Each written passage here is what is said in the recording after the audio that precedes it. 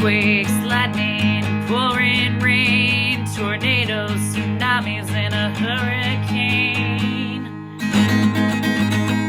Killer Earth. Hi, we didn't die, guys. We're here. We did not die. We're alive.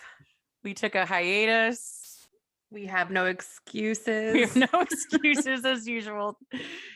We had a lot of nice emails from our fans, though, that were like, please come back. So we appreciate that. That was really cool. We did. We got emails and messages from people. You had like a little mini intervention at a restaurant. Yeah. With some of your One friends. of my friends was like, you cannot stop doing this. I'm like, we're not stopping. We're just busy. So yeah, I definitely had a few people be like, didn't you have a podcast? I was like, have.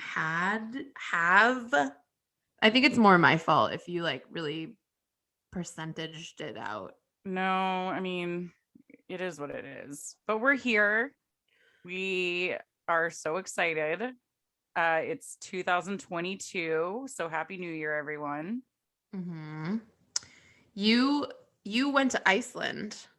I went to Iceland in October, which I think was like actually the problem that like started a whole ricochet of not recording. Because I did go out of town. You were only gone for like 7 days. I know, but then it's like we got out of a groove. My bad. I guess. I don't know. I just kept like putting it off because I just wasn't, I don't know, managing my time well. Yeah. Well, here we are. And I'm really feeling myself tonight.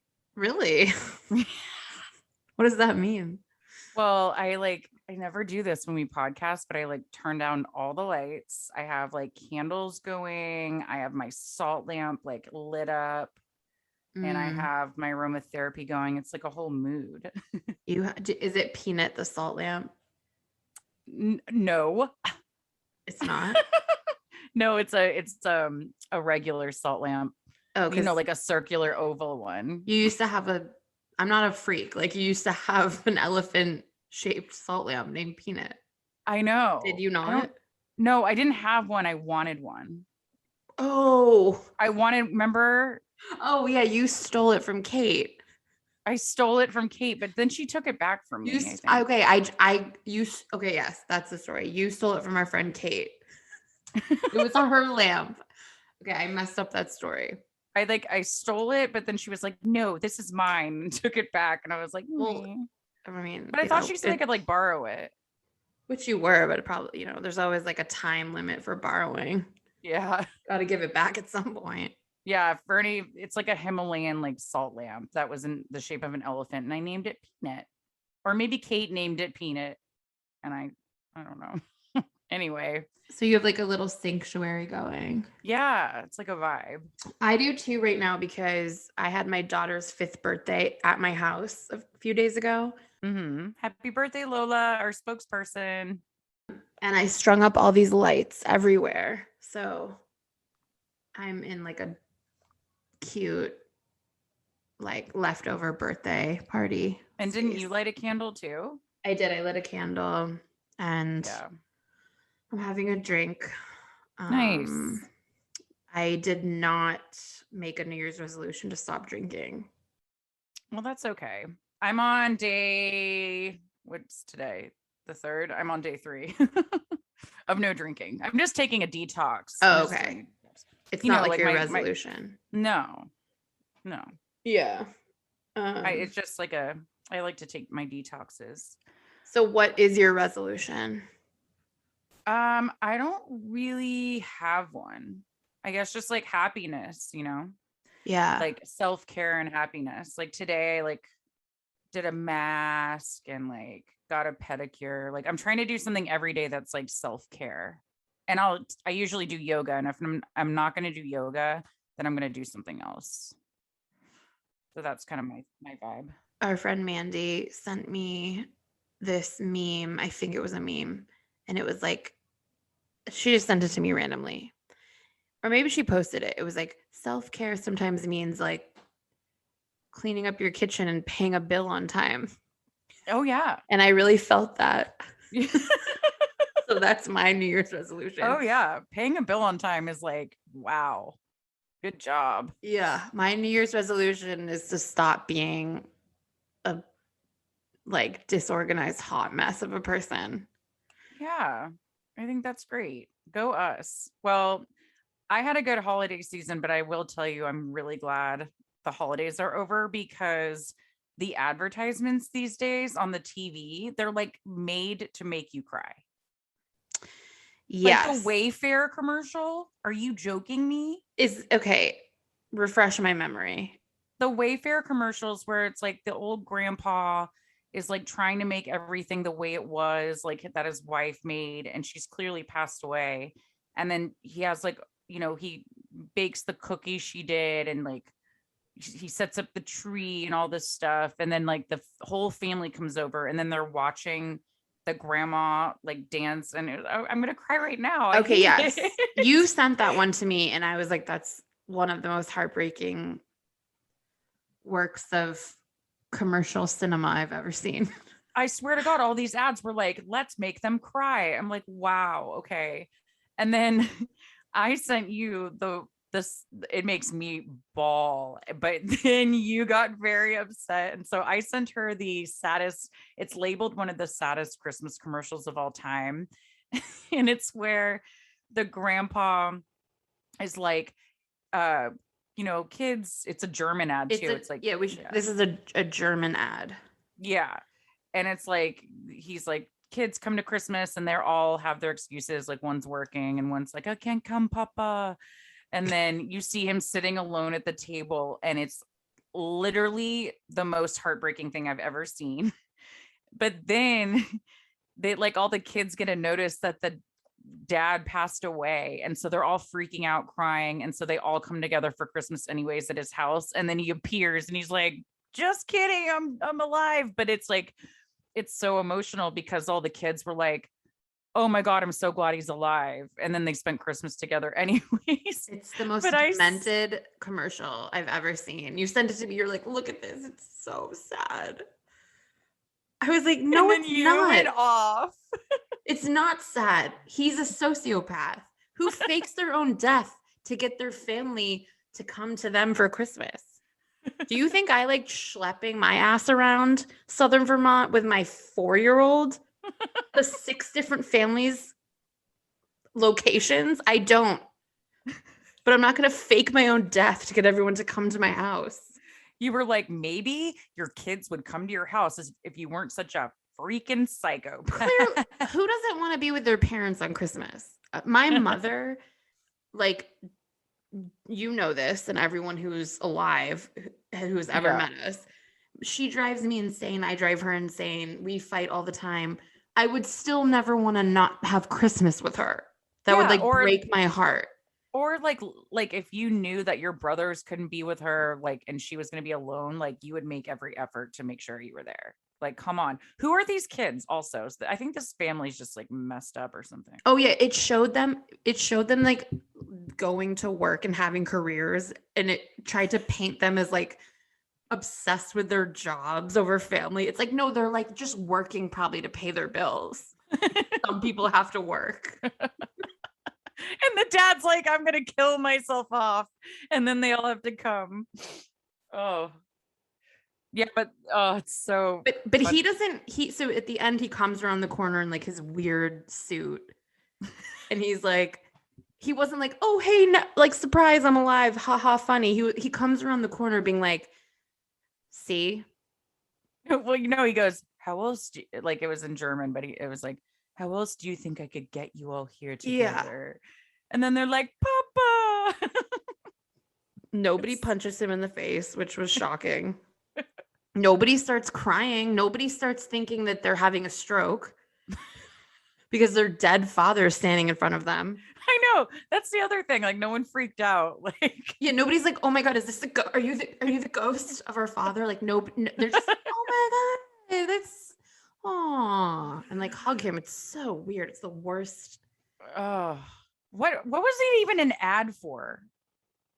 I don't even know. Some like German clothing company. I don't even know. No, I don't even. Yeah, that's the thing. It's just like labeled this. Maybe it's just like about being together at Christmas, but like I don't know. It like I do not recall a brand behind that. If my mother or father ever faked their death to get me to come over, I'd be like, grab your shoes. We're driving to a mental institution. You're being checked in forever. This And you is will have dinner alone yeah. And because you're those you're kids in that commercial probably never probably when their mom died, they were like, oh phew, now we don't have to deal with that asshole. oh my god. I'm not kidding. Look what he did to them. He's clearly abusive and manipulative.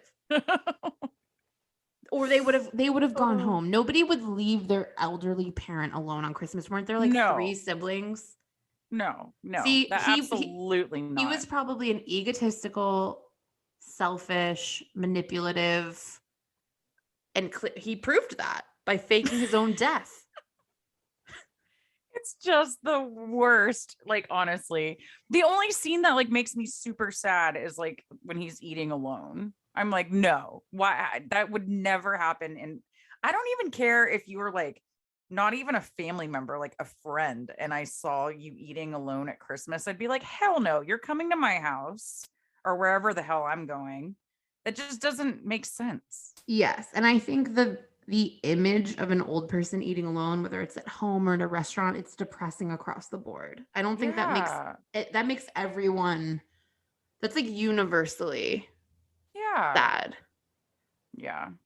But I don't know what that commercial's for, but anyway, I was like, look, it's the saddest one ever. And then you broke it down and you were like, no. Yeah, it's really, really fucked up.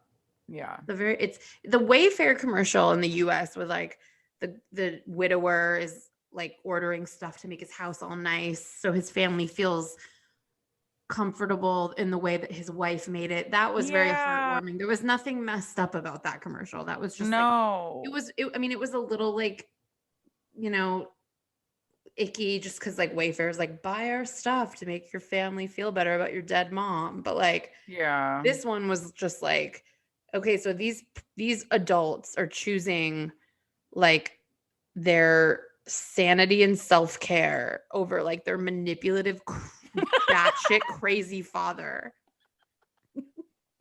Didn't it show him putting like an ad in the paper for his something he wrote his own obituary.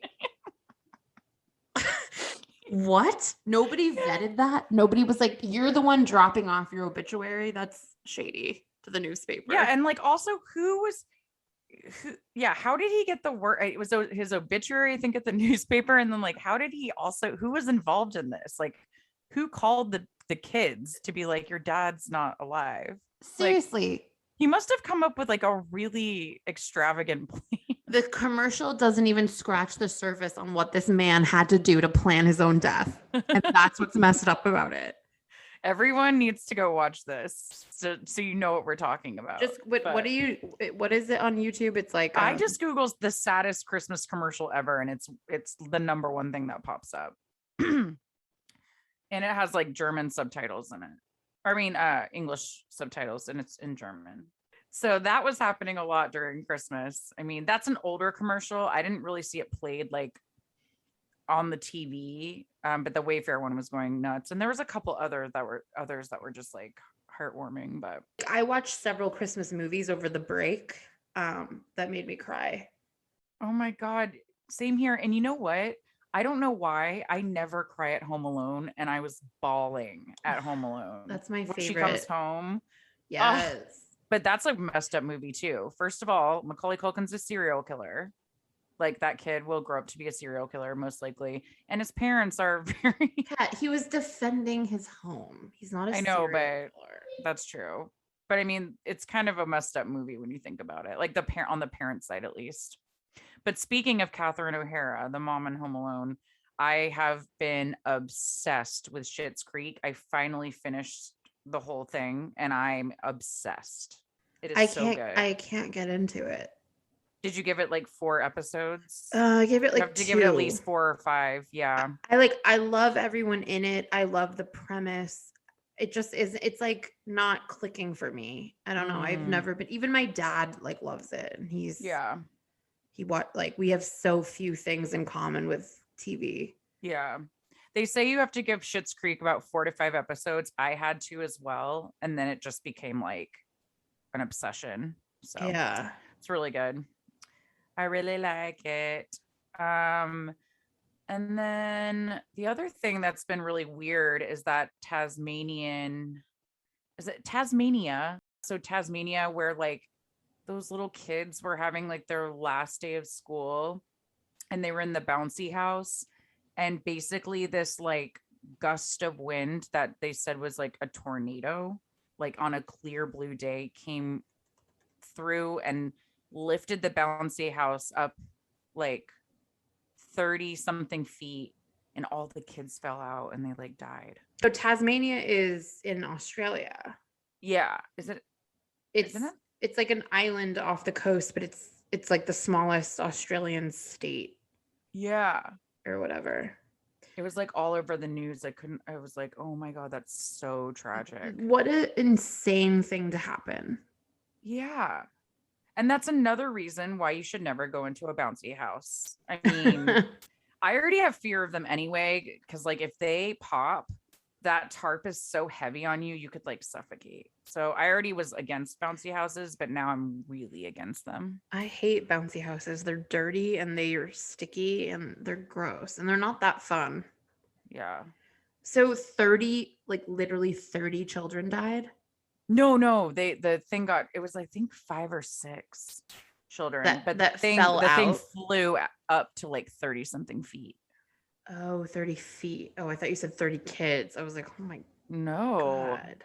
Ugh. Yeah, horrible.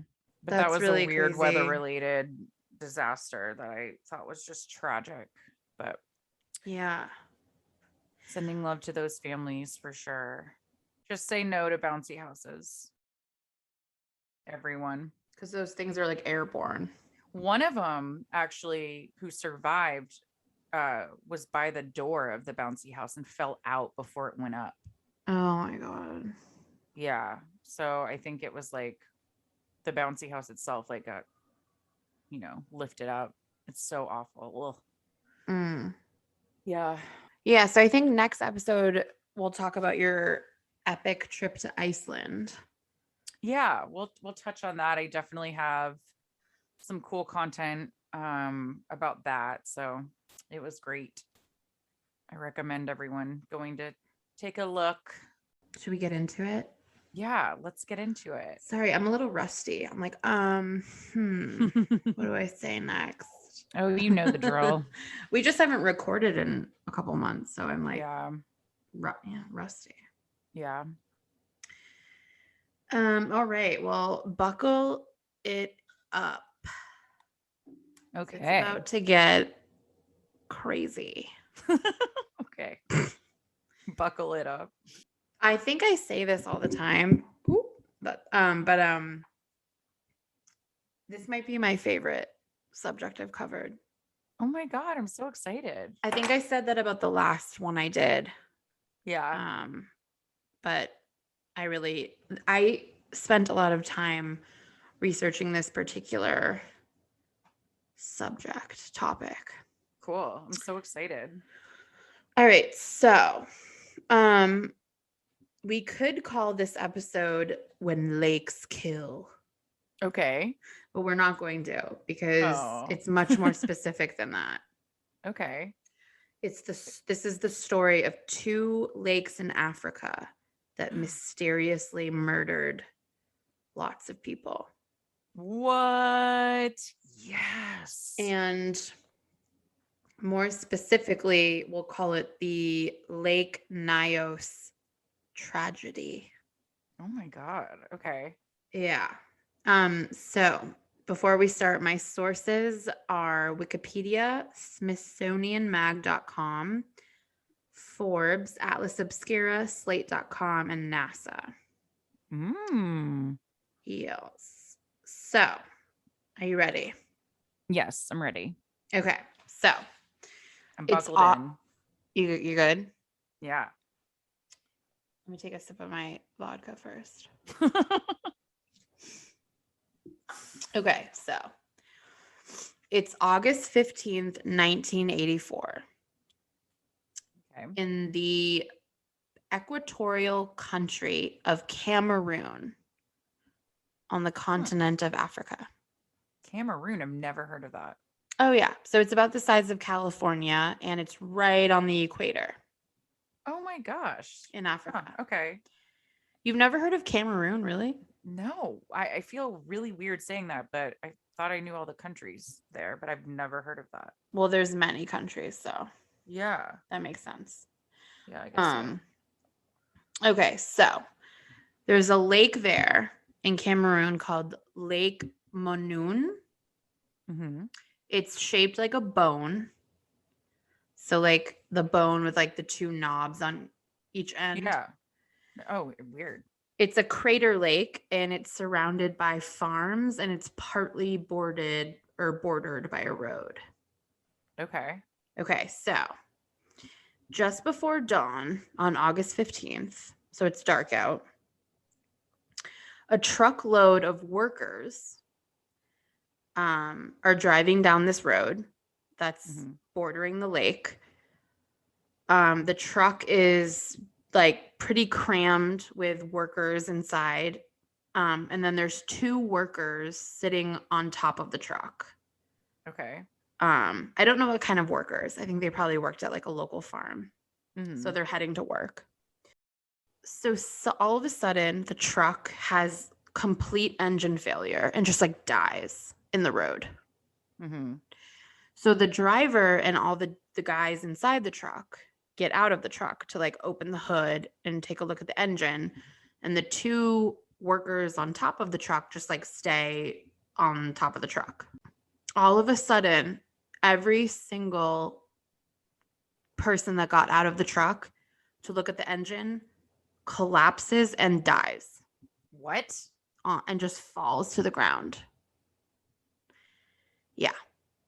Oh my God. So the two guys on top of the truck are sitting there and they're like, oh my God, like what the fuck, you know? Yeah. Wait, how many people got out? Do you know? Like 5 or 6. Okay. Yeah, including the driver. Okay. That's weird. Or maybe like 4. Mm-hmm. Okay. So yeah, so the guys on top of the truck, they're fine. And they're just like looking down at all of these like bodies on the ground. Weird. Yeah. So Was it like a quick, sorry, you might get to this. Was it a quick death or was it like yeah, boom? they literally got out of the truck. They like popped the hood and then just all of them died. They just fainted, fell to the weird. ground, passed out, and they were dead. Wow. Yeah. So at the same time that this happened, a villager named Abdo Nikanjuuni is biking northward to the village of Ninjandun on this same stretch of road bordering the lake, Lake Manoon. Mm-hmm.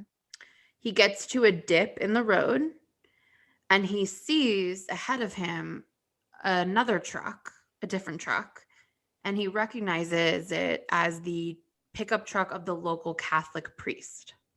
Okay. And it's just sitting on the road. So he's like, that's really weird. So as he gets closer on his bike, he sees the priest is dead, laying on the ground next to his truck. Oh my God. Yeah. So this kid, Abdo, assuming that the priest has had a heart attack or something, he flies out of there on his bike to go get help in the village. And he comes across a motorcycle just sitting on the road. And there's a person slumped over on the motorcycle. What the hell? Yeah. So he like approaches it and the person on the motorcycle is also dead. What? Yeah. This is so weird. Yeah. So he's like, oh, holy shit. He starts kind of like freaking out. Yeah. Okay. So then Abdo, the kid that finds the priest and the guy on the motorcycle, he starts feeling like physically not good. Okay. He's almost in a trance-like state and everything feels really surreal. Okay. And he doesn't know if it's because he just found 2 dead bodies. But he starts to feel really weak also. Oh my God. So he gets off his bike and he just continues down the road on foot. Oh, not a good idea, bud. Right. So as he's walking down the road, he comes across an entire herd of dead sheep in the road. What the hell? Are you sure? This just sounds like a movie. It's real. It's real. This is Oh real. my God. And ahead of the dead sheep are several more vehicles that are just sitting in the road, and everyone inside each car is dead. What? So he starts to be like, is this the apocalypse? Am I dreaming? Is the world Yeah. ending? What's happening? Did I accidentally take some drugs? Right. It's very what's that show about zombies? It feels like that. Walking Dead. Walking That's Dead. what I was thinking that in my head. Like, Yeah. Like the first, I feel like it's like the first episode where everybody's like, or where the guy wakes Yeah. up in the hospital and everything is amiss. Weird. Yeah. So he walks past the dead sheep and the dead people in the cars, and he starts walking uphill. And all of a sudden, he sees one of his best friends, a kid by the name of Amadou, walking towards him. Mm-hmm. So they walk up to each other, but Abdo can't physically talk at this point. He can't make sounds come out of his mouth. Oh no. And Amadou, his friend, is also in this really strange zombie-like daze. And they just look at each other and they shake hands and they both keep walking in the directions they came from. Oh, weird. Yeah. So Abdo is able to make it on foot to the village of Ninjindun, but Amadou, his friend, is later found dead. What do you mean? I thought they were walking together. No, so Amadou keeps going the way he was going, and Abdu keeps going the way he was going because they met gotcha. walking down the road. Yeah. Well, I would have just been like, hey, stick with me, bud. They couldn't speak. They were Both of them couldn't. Well, I know, but wouldn't you like grab me by the hand and be like, this way? I would try, but Maybe they were too weak to even I was- communicate. yeah, they were both not okay. So 36 people total on that stretch of low road along the lake that Abdu came across and where the truck broke down. 36 people are found dead. And the sheep too. And all the sheep, and nobody knows why. Ew. But wait, so okay, keep going. No. I'm so into it. No, I'm into it. Did the other guy make it? The main guy in the motorcycle? With the bike, Abdo. With the yeah. bike. Yeah, he started because he's told this whole story. He's like, this happened, Okay. then I found this, then I found this person, then I met my friend. Okay, sorry. Go ahead. Yeah. So the people of Cameroon start assuming that this was a chemical poisoning carried out by the government or a domestic terrorist attack. Totally. And I read in a few different places that for some reason conspiracy theories are very prevalent in Cameroon. Like a lot of Cameroonians believe in conspiracies, like Mhm. more so than maybe we do here. Yeah. So I don't know if I don't know if that was a thing that was more prevalent in the 80s or if it's still a thing now, but I read that. Okay, so local officials, however, start considering geology as a factor. And the earliest theory is that a dormant volcano under Lake Manoon had reactivated and released poisonous gas. Yes. Yeah, that leached out of the lake and only affected the people on that low stretch of road running along the lake. Oh, yeah. So that becomes the theory, basically. Yeah. So the U.S. Embassy in the capital of Cameroon, Yaoundé, contacts a volcanologist from the U.S. by the name of Sigurdsson Mm-hmm. and asks him to investigate. So Sigurdsson, this volcanologist, he heads to Cameroon and he takes samples and collects data, and he can't find any evidence that there was a volcanic eruption. Oh my God. And Yeah. also, like, that must have been so scary for him to like go to the place where people were dying or Yeah. dead. Yeah. Like, I wonder what he had to wear. I don't Like think I don't know. I think he just went in there and was like, let's figure it out. Oh, wait, question.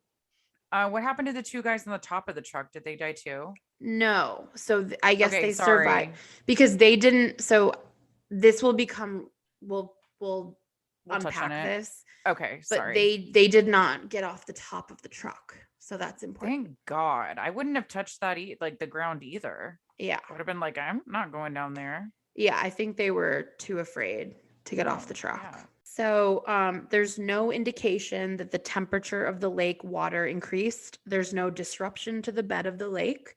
There are no sulfur compounds found in the lake water. And all of this would need to be a thing if a volcano erupted under the lake.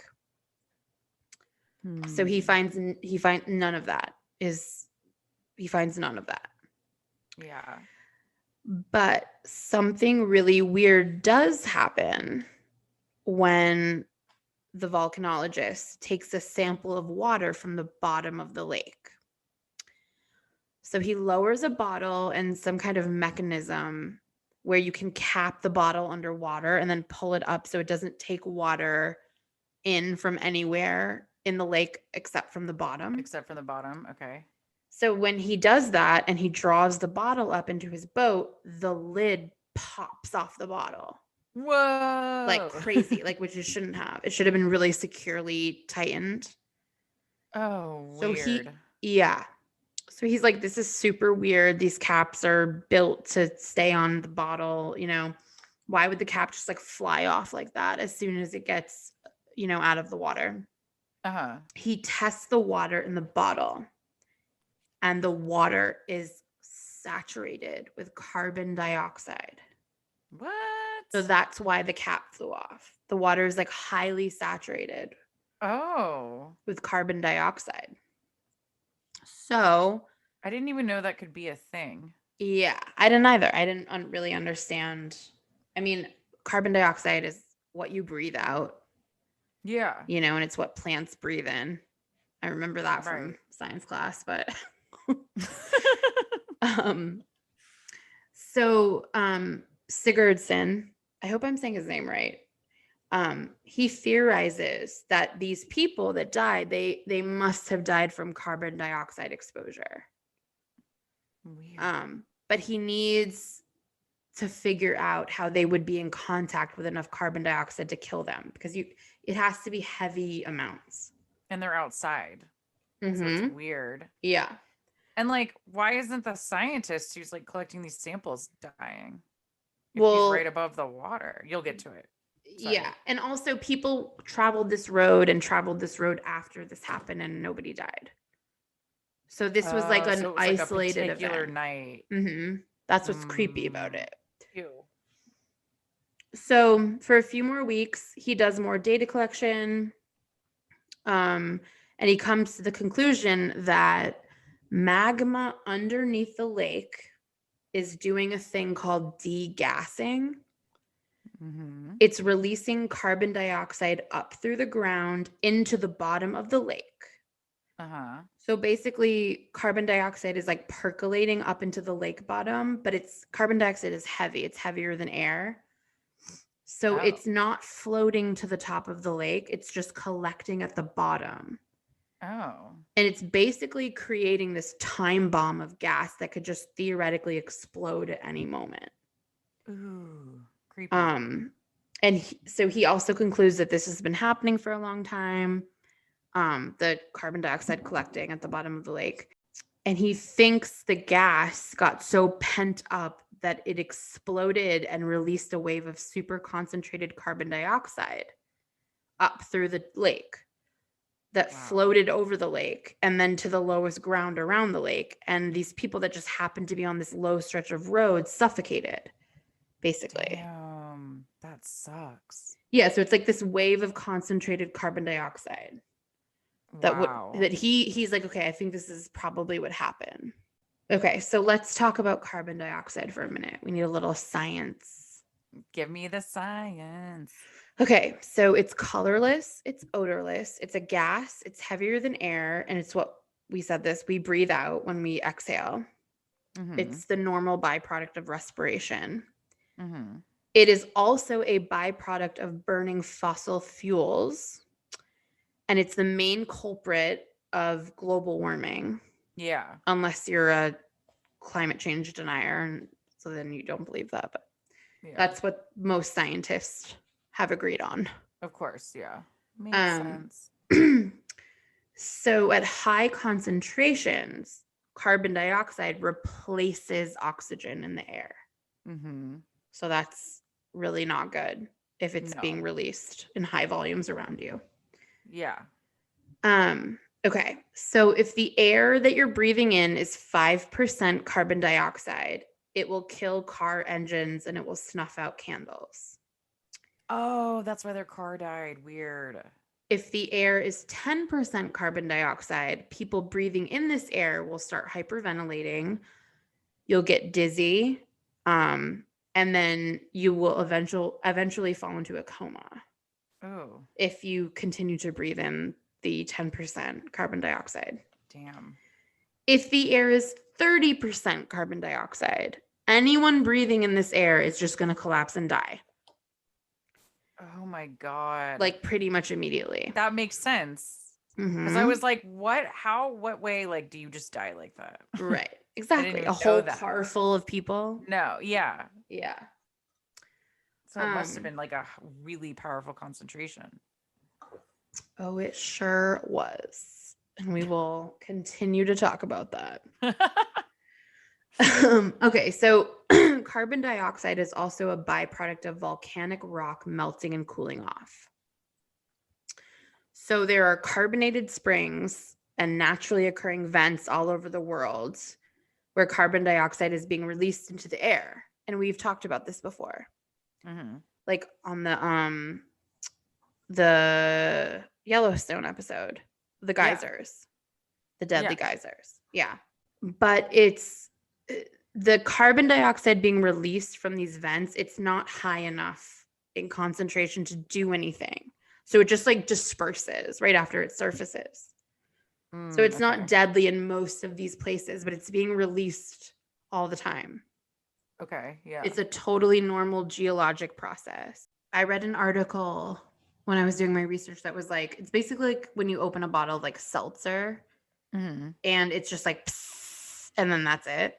Yeah. That's the carbon dioxide coming out, like the bubbles, the carbonation. Totally. Yeah. There are places in the world where there have been incidents where the level of carbon dioxide being released into the air is actually lethal to anyone in its direct vicinity. So in central Italy, for example, there's a lot of volcanic activity. And since Roman times, it's been recorded that there are carbon dioxide vents that once in a while will kill people and animals who like wander into a kind of like a depression in the land where there's like a heavy pooling of carbon dioxide. Why would they go there? You have no idea because it's odorless. You can't see. Wow. Yeah. And I mean, I think now that probably hasn't happened in a long time because they know where these areas are, but like in Roman times and, you know. Yeah. They probably have like signs now, right? Yeah. Like, now it's more, right. Yeah. Oh, and also at Yellowstone National Park in Wyoming, there's a ravine called Death Gulch. And there have been of course there is. Yeah, that's like that whole park. Your favorite place. Horrifying. Oh, also like kind of related. My entire family is obsessed with the show Yellowstone, and I haven't watched it. And they insist. My sister just told me to watch it yesterday. Okay, yeah, they put me on the group text for it, and I never have any idea what anyone's talking about. And my mom takes up for it, like she wrote the screenplay. She's like that passionate about it. Wow. Yeah, my sister was like, we cannot stop watching it. She was like, because she has 2 kids, like really like a baby too. She has to get her sleep, but she was like, I couldn't go to sleep till 1 because of this Yellowstone show. Yeah. I didn't even know that was a thing until she said it. And that's weird that your family's obsessed. It's Kevin Costner. He plays the patriarch.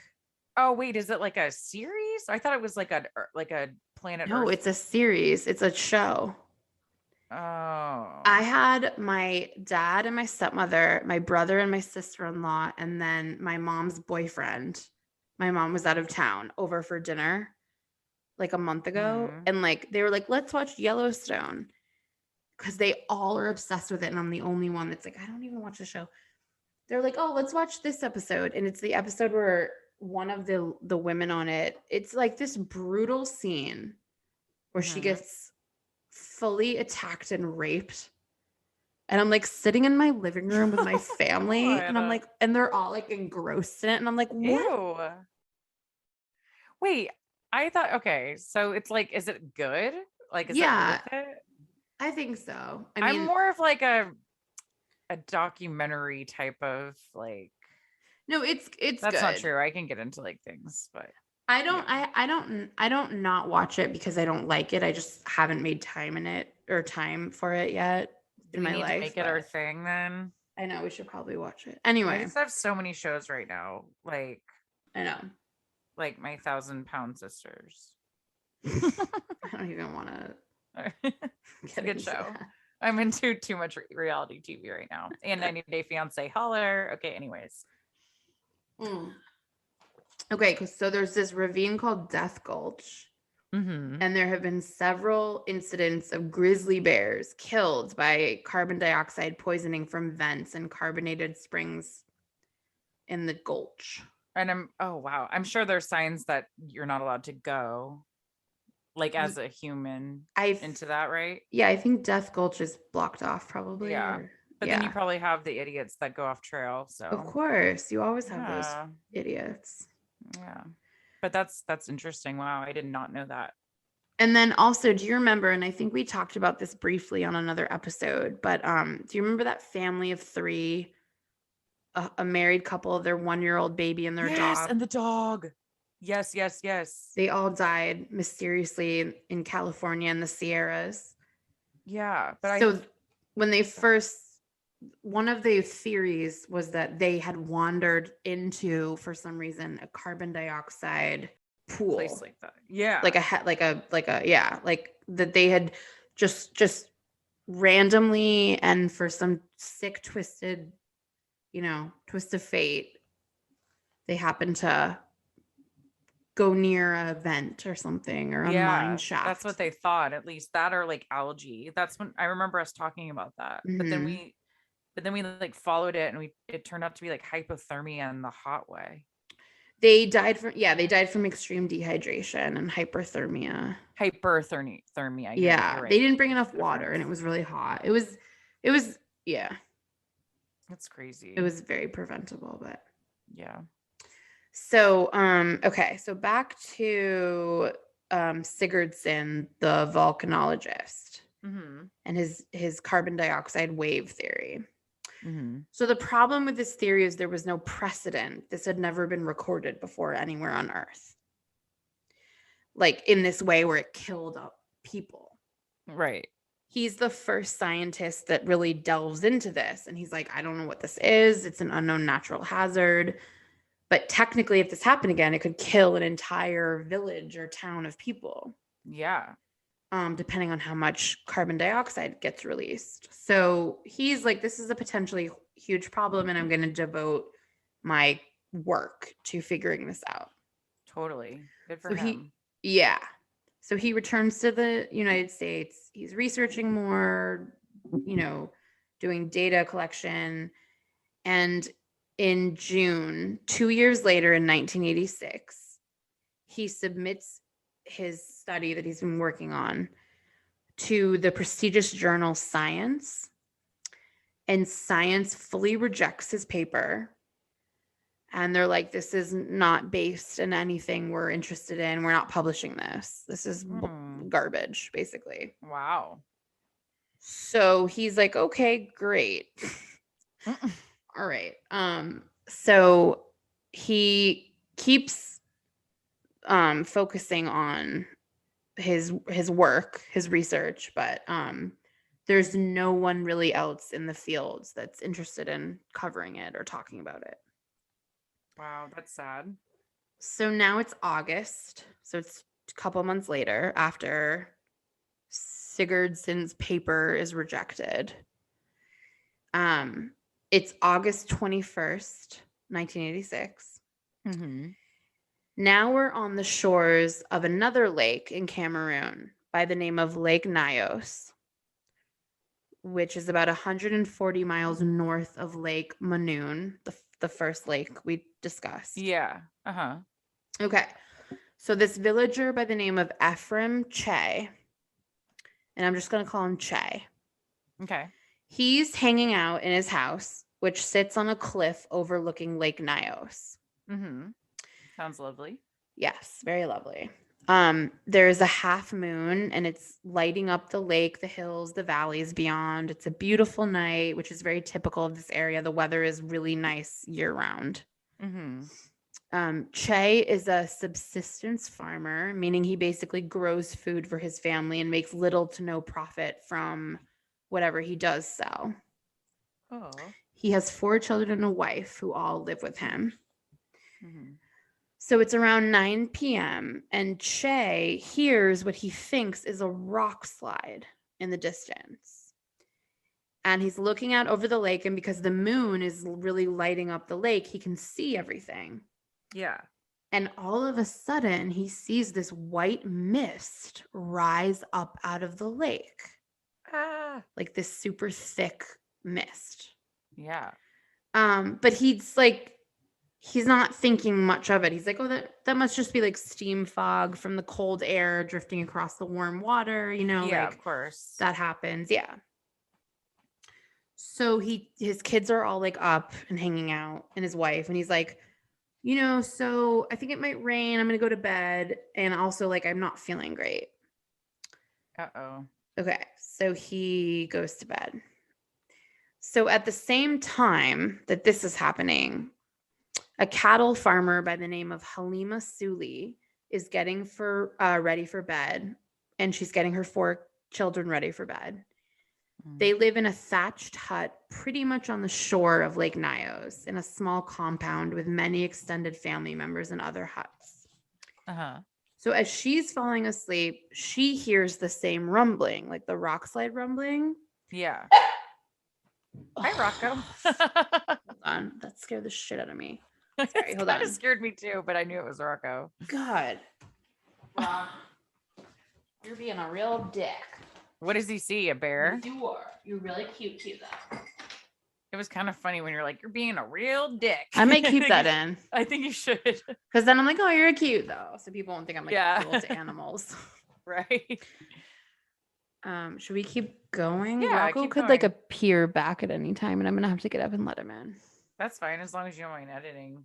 Or you can just keep it in. No, I don't. I know it's annoying. No, it's fine. Okay, so Halima Suli, as she's falling asleep, she hears that rumbling that Che also heard. Che. Mm-hmm. And then this super strong wind like hits the hut she's in, and then she passes out, and that's the last thing she remembers. Oh no. So the next morning at first light, Che wakes up, the guy that lives like on the cliff overlooking the lake. Yeah. He heads outside down the hill to the lake like he normally would on any given morning. Mm-hmm. And he looks at the lake, and it's red. Ooh. It is normally like a crystally blue. It is red. The entire lake. So he's like, what the hell? Yeah, that's not good. So he's kind of like, oh my God, like what has happened? So he walks down to the only outlet of the lake, which is a waterfall, and the waterfall's gone. Like, what do you mean? Like, so like, all lakes and ponds have an outlet, like a stream or something. So the waterfall Like normally it's like this beautiful cascade of water at this low point in the shore going into the river beneath, and it's just completely dried up. Oh, it's dried up. Okay. I thought it was like maybe I don't know what I was thinking. Oh no. Yeah, sorry. I thought it was like bam, it's disappeared. No. Yeah, no. It's There's just like those overgrowth. It's like right. over it. Oh yeah, no, it wasn't like Sorry. covered with sorry, I should have been more clear about that. No, I just have a crazy imagination. I was like, damn, son. This does sound like a movie anyway, so you never know. When I was a little kid, there was this stream near my great grandfather's house, and I would play in it. And I remember lifting up this huge rock and the water going down into the spot where I lifted the rock up from. And I swear the stream like dried up. It like stopped. It like went into this like hole. I swear to God, it's like this early memory I have. And I like blamed myself for the stream drying up. I swear to God. So weird. Like you like blocked you probably just like you were like a beaver. Like you made like a thing. I have to ask my grandparents about this, but I remember being like, oh, I moved this like big rock and then the water stopped flowing down the river. It went into this hole. Are you sure it was a stream and not like a trickle? I would say a stream is the lightest river flow you can get, right? Right. It wasn't a brook. It wasn't a river. It was a stream. You should ask your grandpa and see what he says. Did it like dry up forever? Yeah, I think it did.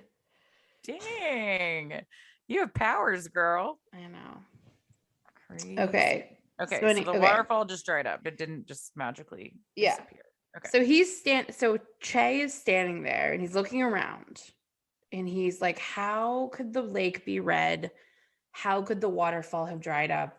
What is happening? Mm-hmm. And then he realizes he doesn't hear a single bird. Oh, and there are no bugs flying around. There's this like dead silence. Not good. And he's like walking around and he's just like, where's the noise of the like of life? So he starts shaking and having like a panic attack. Yeah. And he starts running along the lake because he's terrified and he's like, I need to find someone to tell that this is happening. What about his family? Well, they're up on the hill. They're fine. They're up on the cliff. Okay. Like they were just like hanging out at the house when he decided to be like, I'm going to take a walk down to the lake. Yeah. So he's running down the lake because there's a village right there. And he all of a sudden hears a woman screaming like bloody murder. Oh God. And he runs toward the screaming. And this woman is running toward him, screaming his name with all of her clothes ripped off. She's completely naked. Aww. And it's Halima Suli. Oh no. It's her, the woman who heard the rumble, felt the wind, and passed out. Yeah. She's the cattle farm. She's a cattle farmer. She's flipping out and she's screaming and she's like, his first name's Ephraim. She's like, Ephraim, there's just people laying all over the ground and they're not moving. Oh my God. So they run to where she had just come from together. And on the ground are her 4 dead children. No, stop. 31 other dead family members that lived in those huts. And then there's 400 dead cattle just all over the place. They're all dead. What the fuck? Every single person and cow is dead. Oh my God. Her entire family. I wonder how she survived. Okay, go ahead. Wow. Okay, so another thing to note, her husband happened to be out of town on this day. Doing business in another town, but all of her children are dead. Yeah. Oh. So Halima, in her like grief and like freaking out, she just starts like shaking her dad's body on the ground, Oh, being like, God. wake up, wake up. And Shay starts looking around and he's like, if there's been dead bodies all night, there should be flies. And then he's looking around and like there's dead flies everywhere. Oh my God. It just like wiped out everything. Yeah. So even the flies that would have started, because in the heat, Yeah, you know, of course. it's August on the equator. Oh my God. Hold on. Rocco? Oh my God, he's like on meth. He's running around flipping out. It's okay. Okay, so So where were even the we? flies are dead. So even the flies that would show up to start feeding off of dead bodies in the August heat on the equator are just dead all over. That's insane. Mm-hmm. So Che is like, I need to go check the village below because a lot of his family lives down there. Oh no. So he leaves Halima there and he runs down to the village of Lower Nyos. There are 1,000 dead people in this village. What? Literally Stop. 1,000. Okay. Who's the dick that didn't listen to Sigurdsson Sigurdsson. and his paper? Science. Blame Science, the magazine, the journal. Science.magazine.com. You suck. Well, it's like you just really you dropped the ball there. You dropped it. Yeah. Okay. Wow. That's really, really sad. So he finds his dead parents. He finds his dead siblings. He finds his dead uncles and aunts. He goes to everyone's house there who is his family member, and they're all dead. And there's people dead everywhere. So he starts crying and freaking out and panicking and just like running around looking for anyone alive, running into houses, but everyone's dead. There are no survivors. So about 1,800 people total die from this on this night. They are all within 16 miles of the lake, and most of them are rural villagers. Wait, 16 miles of it? Mm-hmm. That's So how you could, yeah. so you could be like 16 miles from the lake and still have died? Yes. Wow. Mm-hmm. That's not cool. Yeah, it's messed up. 3,500 cattle are also found dead total, along with a countless number of insects and other animals. Oh no. So everyone who's dead is found where they would have been at 9 p.m. that night, reasonably. So this helps investigators understand more about what happened. And it all happened at like once. It all happened at once. So some people were like cooking, and like clearly they were like cooking and they were found dead. Oh, some people were hanging out outside near fires. Some people were in bed. Some people were inside their house. Some people were clustered near their doorways. Like, but the placement of their bodies, it was evident that as soon as you encountered this, you died. Yeah, sounds pretty. Yeah, I can't imagine dying that fast. I know. Well, it's probably better than. Oh yeah, I'd take carbon monoxide any day, like over like getting shot or like This is carbon dioxide. Oh, sorry. What did I say? Carbon monoxide is another shitty thing that I have a big fear of. Wait, carbon dioxide. Is that the Wait. They're two. So carbon monoxide is a deadly gas that I think is produced by like industrial. Okay, that's what I thought. I thought this was the same thing too, even though you clarified that it was from like, you clarified what it was, but for some reason I was confusing that also with when, you know, you get it in your house and you die. Mm-hmm. Well, I think that's carbon monoxide. Carbon right? monoxide is also odorless and is deadly. And Yeah. you're legally, I think you're supposed to have a carbon monoxide detector. Okay, wow. The whole time I was thinking this is also the same thing. No, so this is carbon dioxide, which is what you breathe out. But it's created by volcanic processes. Like, Okay. Wow. I thought monoxide was Mhm. also that. yeah, But I just- two okay. different gases, but Thank you. carbon monoxide would be one carbon atom and one oxygen atom. And right? And carbon dioxide Don't would ask be me. one carbon and two oxygens atoms. That's how it breaks down. I remember that Oh. from Good for you. yeah. Well, it's like mono and di, you know. Yeah, I have no idea with that. When the minute you start talking about molecules, I checked out a long time ago. So, okay, so there's also people they later find that didn't die from asphyxiation from the gas, but they died from suicide. What? Oh, because all their people were dead and So there were I people mean, how that would you react if like your whole family died around you and you were still like alive? Like, I don't think I'd kill myself. I wouldn't kill but- myself. I would be like, I want to find out what happened. Yeah, me too. And so most people did die from this like mass asphyxiation event, but then there were suicides sprinkled in there, like people that thought they woke up and it was like the apocalypse or they were in an alternate universe. Totally. I can see where that can be very traumatic. Yeah. Especially if you're isolated and you don't see another person who's alive. Like Che and Halima ran into each other at least. And Yeah. and Che like saw his family that morning. Like they were all fine. So it's like And you that's know. because they were on the cliff, right? So they were like high above the lake. Thank God. So word spreads very quickly about this mysterious mass death all over the world. And within days, scientists from everywhere converge on Nyos to start figuring out what happened. So now they're taking it seriously. Well, good. Finally.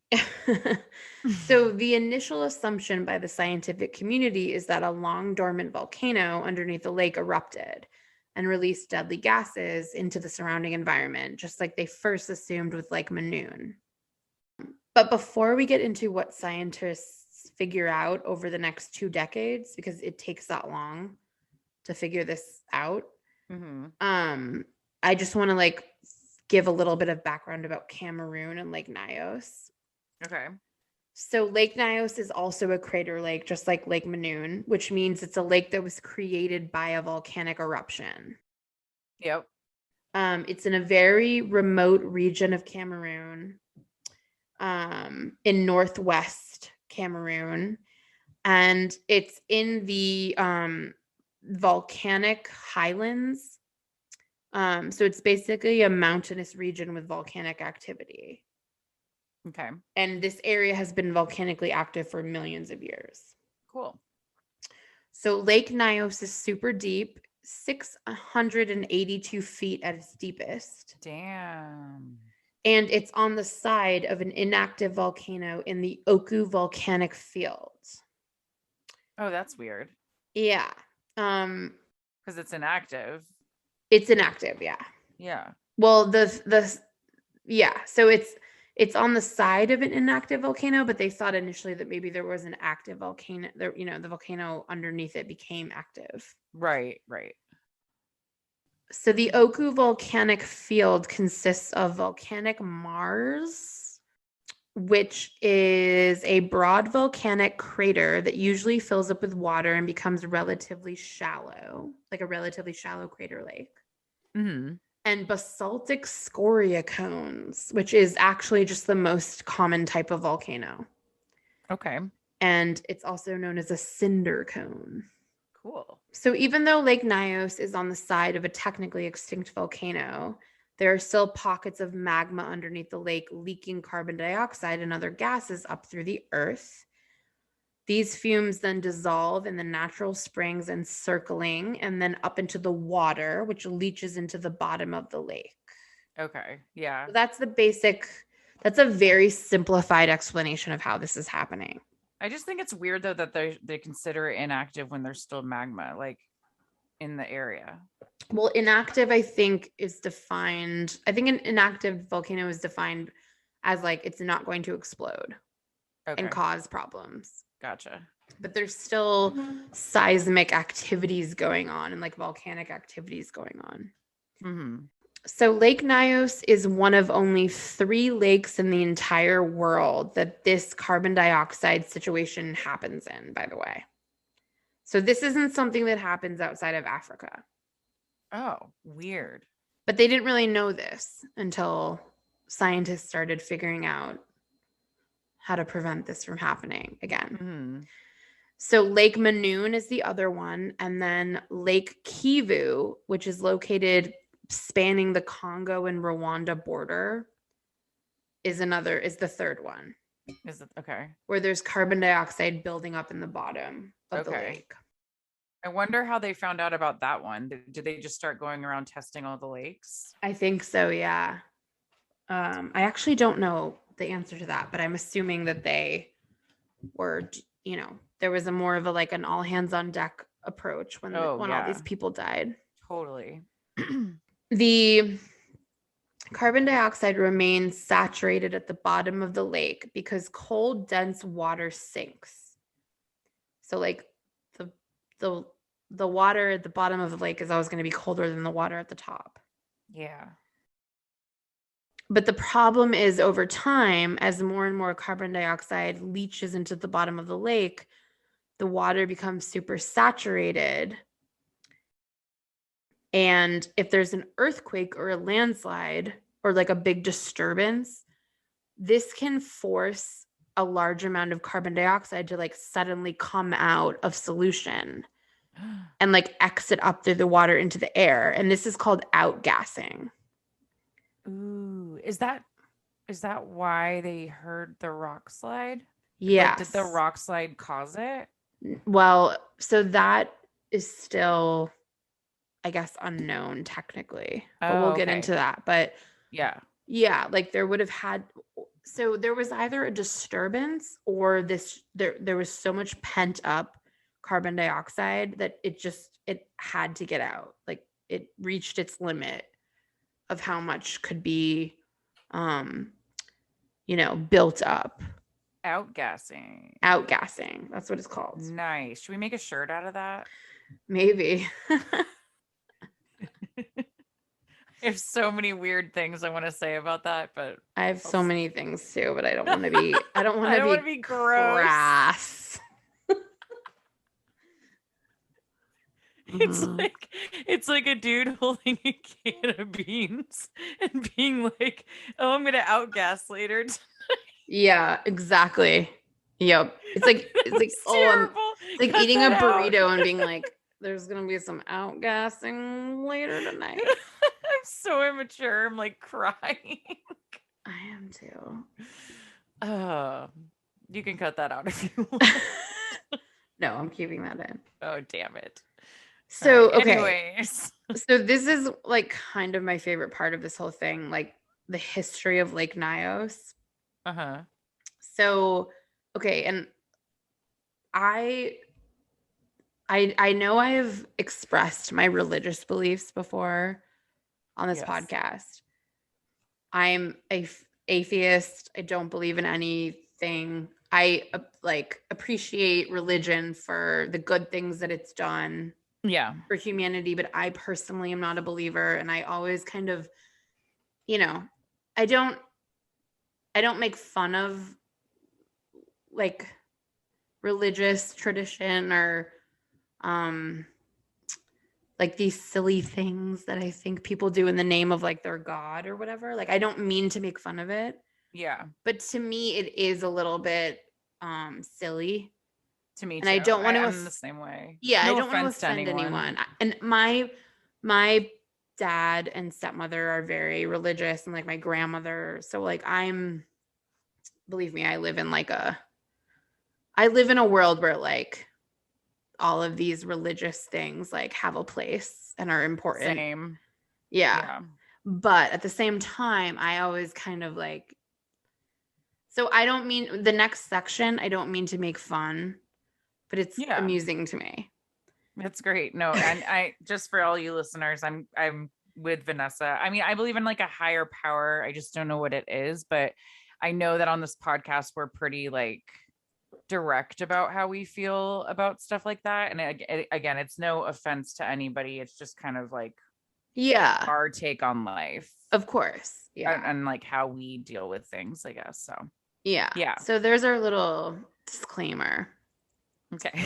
Okay. So Skip ahead if you want to go read the Bible, okay. So which is fine. yeah, totally. Read the Bible. It's like, go Yeah. for it. I don't Yeah. care. Do what you want. Yeah. Live your life. Exactly.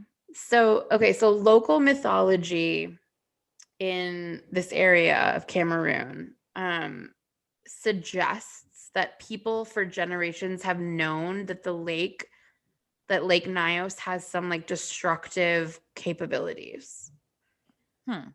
So Cameroonian mythology also in general has a lot about lakes in it. Okay. So in Cameroonian mythology, lakes are where the dead exist. And lakes are also a prominent source of death. Ew. Legend has it that lakes are dangerous and unpredictable. They rise, sink, explode, and even change their location. Okay. I agree with that. Well, this is part of their like tribal mythology. Oh, okay. Well, yeah. I just think lakes are dangerous and annoying and unpredictable. See, I don't feel that. I feel so safe with lakes. The ocean freaks me out. Oh, really? I don't like lakes that much. I mean, I'll go in a nice lake, don't get me wrong, but I feel like it's like slimy. It's like, I know you always say that you feel like it's slimy. I don't know why. It's like fresh water. Like the ocean is all salty. I know. I'd rather have that. And it's like ever flowing, but like the lakes are ever flowing. They have inputs and outputs. That's true. Anyways, go ahead. Sorry. So no, don't apologize for stating my feelings about the lakes. Don't ever apologize for that. So, but this makes sense if you think about it. If this outgassing has been happening like every 50, 100 years or something, wouldn't it make sense that the mythology handed down generation to generation was like warning about the lake? Yeah, but then why would you live there if that was your religious beliefs? Well, because that's what mythology is all about. It's like these stories that we have from our ancestors, but like how do we interpret them? Oh, okay. Okay, so this is a new term. I didn't know what this was, but I'm fascinated by this and I think I want to like study this. It's called geomythology. So it's basically like the mythology that's created because of geological events. That happens at a time when the people living at the time would attribute it to like God or their gods or whatever. Yeah. Instead of scientific reasons. I mean, I feel like that's like a big topic. I feel like that's how most religions were created, right? Geomythology. Maybe, yeah. I mean, with like the possibly Greek gods and like the different weather events that probably killed tons of people that they attributed to different gods. I mean, yeah, that's really interesting. Yeah, totally. It's a huge. I want to delve into it. I really want to, because it's very fascinating to me. But also, so like, there would be a disaster, then it becomes more exaggerated and like fantastic as time goes on because it's just being told like story wise through generations, and then it fades into legend and the details change, but like these geomythologies really do preserve the core of the story. Yeah. So this is kind of evident in the fact that there are certain ethnic groups in this area that don't build homes or live on the lake shore. Like they won't build or live on the shore.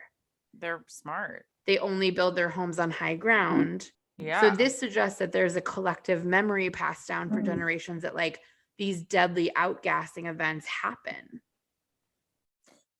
Yeah, I'm curious about that because like we're talking 1980s, you know, and like and this is rural Africa. Oh, okay. So and they live in like mud huts. Like they don't have technology. Oh, okay. So maybe they don't have like I mean, I'm sure they somehow have it written, like you said. Yeah. Anyways, I was just wondering if they had like access to like ancestry.com or something. Well, not not No, you know what I mean? Like they would know like now maybe, 100 but yees ago. right. Oh yeah, we didn't even have that in the 80s. What am I talking about? It's on the internet. We didn't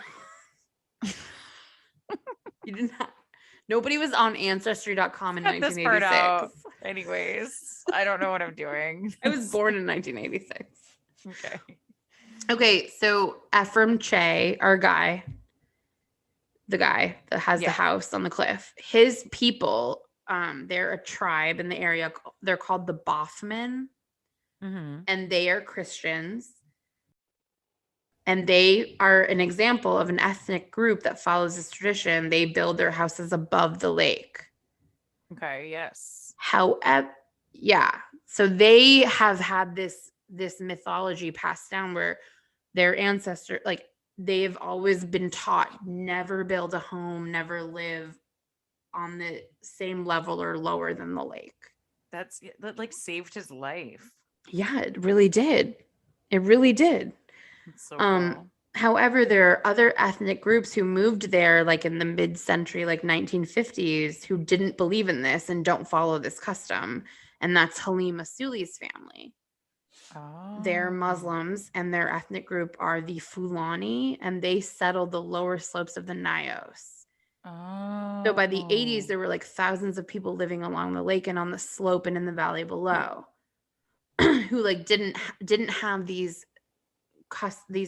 who didn't have this mythology passed down to them. Totally. Yeah. Wow, that's so it just depends on, fascinating. So Ephraim Che, his grandfather told him this story, and he after the tragedy, he was interviewed like a million times because he was like one of the only survivors. Yeah. So he has this story. This is an example of geomythology. So he said his grandfather told him when he was a kid, a long time ago, a group of villagers decided to cross Lake Nyos. Mm-hmm. One of the fishermen parted the waters like God parted the Red Sea for the Israelites. Mm-hmm. Okay, but then a mosquito bit him on his testicle. Sorry. While he's parting the water. And as he's swatting the mosquito off his ball sack, he loses grip of the water and drowns all of his friends. What? Whoa. Okay. This is the literal story. So the ghosts of these fishermen are believed to be like wedged in between the rocks and the lake, and supposedly you can hear them like chatting sometimes with each other. Ew. Yeah. So like this dude suffered you know how horrible a mosquito bite is. Imagine getting it on your ball. I mean, we don't have balls, but like, yeah. No, I wouldn't like it down there. No way. No. Horrifying. No wonder he lost control of the water. I lost control this summer when like a centipede tried to crawl up in my bathing suit right there, and I grabbed it out like really it was the scariest thing. Yeah, I mean, if you were trying to like part the lake, I think you would be distracted if that happened. Yeah. Yeah. Okay, so that's a myth. That's one of their stories that they've passed down. He was like, damn mosquito, and then like everybody drowned. Like, yeah, but if you think about it, this story that's been passed down, maybe there was an outgassing event, because I'm going to tell you what happens also with the outgassing. It's not just like there's a lot of bad shit that happens when the lake outgasses. Okay. So these people back in the day could have witnessed this, and then this is the story that gets distorted and passed down and like becomes more like fantasy, but it still has like the core message, which is like the lake went fucking nuts and people died. Totally. Okay, so Japanese geochemist Minoru Kusukabe is woken up at 1 a.m. by a Cameroonian government official asking him to jump on the first plane to Cameroon. He doesn't even know where Cameroon is, but Mhm. he's like, sure, I'll be there ASAP. Mhm. French volcanologists, German, Italian, Swiss, and British scientists, and American pathologists, geologists, and chemists all converge on Lake Nyos to try and figure out what the hell happened. Yeah. So George Kling, a limnologist, which literally means lake scientist, that's actually a career. Oh, wow. Cool. A limnologist. He had actually been at Lake Nyos the year before in 1985 studying the chemistry of these lakes for his doctoral thesis at the University of Michigan because they are like these rare lakes, Huh. like these crater lakes. Yeah. Not that crater lakes are rare, but like, you know what I'm saying? Yeah. And also like him hearing about the whole thing with Lake Manoon brought him there. So George Kling, he didn't have access to a boat when he was at Lake Nyos, but he met a little boy who was like, "Oh, I'll take you around the lake and Mhm. like kind of be your guide." So Kling took samples from the shore. He didn't get, he obviously didn't get any traces of dangerous gases because he was taking samples of shallow water. But like this kid that lived there was like his awesome guide and like helped him get around. That's cool. So Kling is one of the Americans who shows up after the tragedy in 1986, and he gets there and he's informed pretty quickly that the boy who had been his guide was one of the people that were dead. Oh no. And then he realizes that everyone who had helped him, all the like very kind villagers who had helped him when he came to take data, every single person he met was dead. That's so sad. I know. So he's obviously devastated, and he's like, he like vows to figure out what happened. Yeah. He's just like torn apart. Yeah. So this like team of scientists from several different countries, they start piecing the events of the tragedy together. Meanwhile, the Cameroonian military is just dumping dead bodies into a mass grave. Aww. Because they don't have the resources to bury people individually, and also the places where these people would have been buried, this is kind of like a crime scene. Yeah. Because it's like where the death occurred. Yeah. But with a lot of these tribes, you bury your loved ones in your front yard. Oh no, that's sad. Yeah. So that like they don't have any, they can't even bury them in their yard. Well, I mean, there's no one there anymore anyways, right? I mean, like they're all dead, but still like some people who died did have family in other places, and like these people couldn't properly really like mourn them because that's so sad. Yeah, like imagine like you not having your loved ones like remains where you can decide what to do with it. It's just in a mass grave. That's terrible. Of 1,000 people. Like, yeah, it's horrifying. There are decomposing bloated cattle laying everywhere, so it smells horrible. Ugh. Then there's heavy rains, which obviously interfere with the work of the scientists. But the surviving locals invite scientists into their homes. They cook for them. They make sure they have warm and dry places to hang out until they can resume their work. And a lot of these scientists like did interviews later on being like, these people were so freaked out and like had seen all this death, but they were like really concerned about that we were like warm and dry and had stuff to eat. Oh, yeah.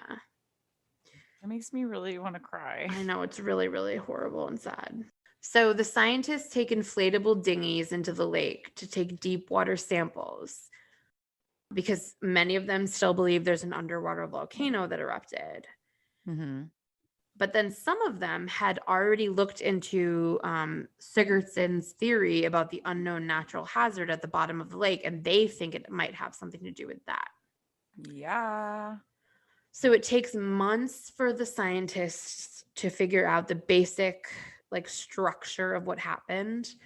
But they figure out, like we said, the springs underneath the lake are transporting carbon dioxide upward and into the bottom of the lake. and all the pressure of the lake water keeps the gas accumulated at the bottom of the lake. So it keeps it from coalescing into bubbles and releasing to the top. So basically it's like shaking a soda bottle. Yeah. And just like you keep shaking it and keep shaking it and like nothing is releasing the bubbles. Yeah. Because this is an ongoing process of carbon dioxide being leached into the lake bottom, and as far as they know, there hasn't been a deadly outgassing event at, you know, this particular lake at Lake Nyos for years and years, they theorize that something must have triggered the release of the carbon dioxide from the lake bottom. Right. So there are 3 theories that emerge from the scientists working there. The first is that there was a massive landslide of huge boulders crashing into the lake. Yep. So this is the story that was corroborated by Ephraim Che. Right. And that's, I mean, I think the other lady, Halima, Halima, I think, didn't she say there was a noise she too? heard the rumble too. Yeah. Yeah. So they find evidence of a fresh rock slide on the face of one of the cliffs bordering the lake. So they're like, that's probably what happened.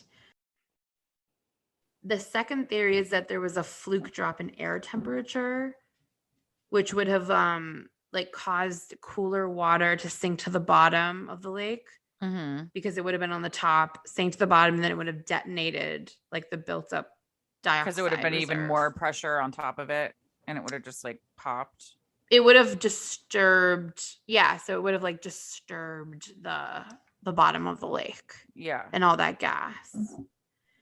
And then the third theory is the same thing, but that like really strong wind, because Halima had reported strong wind, like a strong gust of wind caused a wave that mixed up the layers of water. So my theory is it was the rock slide, and then the carbon dioxide came up, and that was the wind. Like it came up so abruptly that she like. Yeah, which would make my sense. Theory. Yeah, because she's right on the shore. Yeah. So like she heard it and felt it, and but Che, who was up on the hill, only heard it, didn't feel it. Right. So whatever the cause, it's, you know, they're basically like there was an outgassing regardless of what caused it. So they figure out that when this outgassing occurred, when the water shot up from the bottom of the lake to the surface, there was a 330-foot mountain of water and foam. Wait. That shot up. Like 330 feet above the surface. Whoa. So that would have been the rumble. That's how much carbon monoxide came up? Dioxide. Dioxide? Like, yeah. Wow. But then it would have, so it shot up, then it dispersed. And then an 82-foot wave is formed and hits the northern shore of the lake. Oh, weird. Because it caused such a disturbance. But why? Okay, so if it was 82-foot wave, like I'm visualizing the gas, like why would it reach people 16 miles away? So the wave isn't what reaches people. The wave is created just from the disturbance of the water. In addition to the wave, you have the actual carbon dioxide that's misting up, and then that's what's floating. Oh, wait a minute. Okay, so it's like a wave. An actual wave, like a water wave. My bad. I'm imagining the gas just coming up like as if it was going up that high and then dispersing. I didn't realize it was the actual water. Like that's when it just gets disturbed. It like shoots up and like goes out. So the disruption of the gas outgassing would have caused a 330-foot like water spout of foam, which then also causes an 82-foot water wave. But then there's also this thick fog cloud of carbon dioxide that also like pours out of the lake and like head 16 miles in every direction. Oh my or in one direction. God. Okay, so Yeah. it caused a tsunami as well. Mm-hmm. Whoa. Was there evidence of that? Like a tsunami? Yes. Yeah. Holy shit. So we're going to get to that soon. Okay. So the reason the lake also had turned red, like Che saw. Oh yeah, I was wondering that. It's because the explosion would have brought up iron-rich water from the bed of the lake, which oxidizes at the surface and would turn red. Cool. So that's another puzzle piece where they're like, clearly something exploded from the bottom of the lake. Wow. Okay. I was wondering. I was going to ask you about that. So then the wave part, proving that the wave happened, the 82-foot wave. So there's a promontory in the lake, which is it's high land that juts out into the lake. That's what a promontory is. Mm-hmm. It's totally stripped of all its vegetation. Oh my God. So this lends them, to the theory that, the wave would have potentially destroyed its vegetation. And also the water spout of carbon dioxide near it would have also affected everything growing on the side of it. Well, what about the homes? This was like a promontory, there was nothing over there. Oh, okay, got it. Yeah. Okay. Yeah, so the scientists are like, the more they work and collect data, they're like, yep, this had to be an explosion of carbon dioxide, obviously a huge amount, that thundered over the rim of the lake just on one side, where the side where Halima Suli lived with her whole family. Wow. And then it poured downhill at 45 miles per hour through 2 valleys and into the villages of Lower Nyos, Cha, Fang, Saboom, and Mashi. Oh no. 45 miles an hour is fast. And Mashi is 14 miles from the lake. Oh my God. But still people were killed there. That's so much carbon dioxide if you think about it, because it's it's not going into the air. It's like fog. It's yeah. So when I watched a dramatic reenactment of it on YouTube, one of many videos I watched, it's really crazy because it's like this thick white fog that's maybe 4 feet, 5 feet tall, that is just on the ground, that is just slithering forward. It's really crazy looking, and it's slithering around these huts and getting into every airspace. Ew. And you can't even see it in real life. No, you could see this. Oh. Yeah. What? Oh. It was that thick. Oh, okay. Yeah. Because remember Ephraim Che saw the white mist come out of the lake. Okay, yeah. He saw it happen. And yeah, but people were like, it just comes up on you or you're sleeping. So you don't even realize what it is, or you think it's fog. Was there anybody else that survived in that town? Scattered a few. So I have another little survivor story. One of the villages in the valley, Saboom. Survivor Joseph Nikwan. So he gave his account to whatever, media outlet was covering it at the time. So he's awake when this happens at his home, but he passes out. And then he wakes up in the middle of the night. And he says, I could not speak. I became unconscious. I could not open my mouth because then I smelled something terrible. I heard my daughter snoring in a terrible way, very abnormal. When crossing to my daughter's bed, I collapsed and fell.